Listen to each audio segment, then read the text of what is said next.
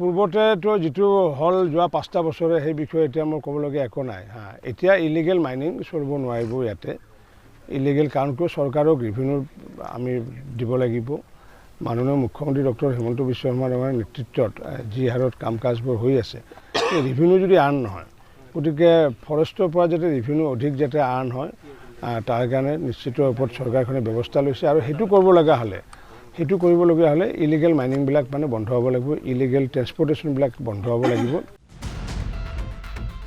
বেআইনি খনন বন্ধ করার হুঁশিয়ারি দিয়েছিলেন অসম বিধানসভার অধ্যক্ষ রঞ্জিত দাস কিন্তু রঞ্জিত দাসের হুঁশিয়ারিকে বুড়ো আঙুল দেখিয়ে বরপেটার বেকি ও নলছড়া নদীতে দিন দুপুরে অবাধে চলছে পাথর বালির খনন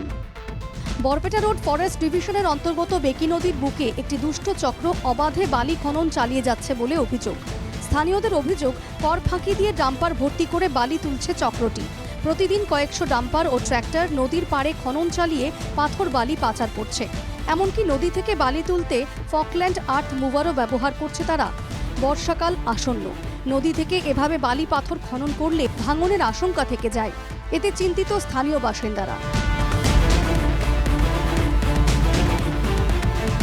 এলাকাবাসীর অভিযোগ এ ধরনের বেআইনি খননের নেপথ্যে একাংশ রাজনৈতিক নেতাদের মদত রয়েছে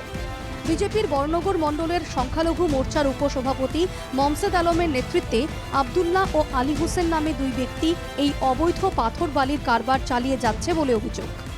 শাসক দলের রক্ষা কবচ থাকায় চক্রটি প্রশাসন ও বন বিভাগকে বুড়ো আঙুল দেখিয়ে লুটতরাজ চালিয়ে যাচ্ছে বলে ক্ষোভ প্রকাশ করেন স্থানীয়রা উল্লেখ্য গামারিগুড়িতে বেকি নদীর ভাঙন প্রতিরোধে 4,93 লক্ষ টাকার প্রকল্প পরিদর্শনে গিয়ে স্থানীয় বিধায়ক অজিত কুমার দাস বেআইনি মাইনিং বন্ধ করার হুঁশিয়ারি দিয়েছিলেন কিন্তু সেই হুঁশিয়ারির পরও একাংশ অসাধু চক্রের এই অবৈধ কারবারে লাগাম টানা সম্ভব হয়নি প্রশ্ন ওঠে এই ধরনের অবৈধ খনন রুখতে জেলা প্রশাসন ও বন বিভাগ কী পদক্ষেপ নেবে নাকি শাসক দলের ছাতার তলায় থেকে জারি থাকবে বেআইনি কারবার অঞ্জন জ্যোতি নাথের রিপোর্ট NKTV বাংলা।